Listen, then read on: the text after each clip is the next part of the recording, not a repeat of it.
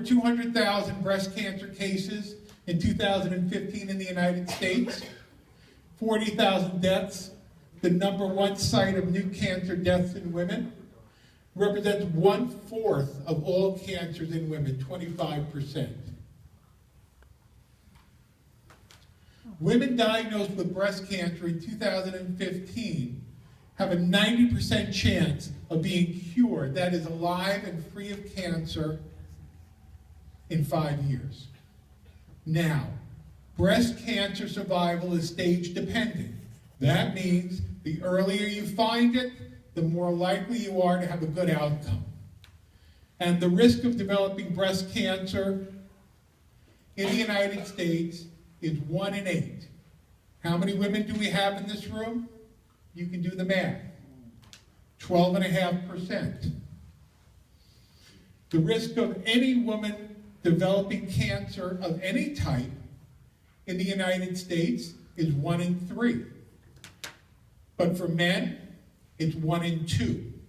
So half of the men in this room and a third of the women will develop breast cancer sometime in their life. And men can develop breast cancer. It's uncommon. 1% of all breast cancers occur in men. But you men, as well as women, if you feel something that's abnormal, don't ignore it. Nobody should ever ignore something that bothers them. That's our job. Our job is to tell you whether it's something serious or not. Your job is to come and tell us that you found something that was bothering you. And in India, breast cancer is the leading cause of death in women. And you can see that it's particularly important in young women in India. As you can see that more and more young women are developing breast cancer as opposed to previously. So these are the risk factors for breast cancer, things that you should be aware of, particularly if you have a family history. But remember, 80% of women have no family history or a remote family history. So 8 out of 10 women who come in with breast cancer don't have cancer in their family. If you have it in your family, you need to be very, very suspicious and particularly pay attention. But if you don't, it doesn't really protect you. There are only 4 things that a woman can do to reduce their risk of breast cancer. Because you can't control your genetics. As you say, you can pick your friends, but you can't pick your family, right? So your genetics are your genetics. Your environment is your environment.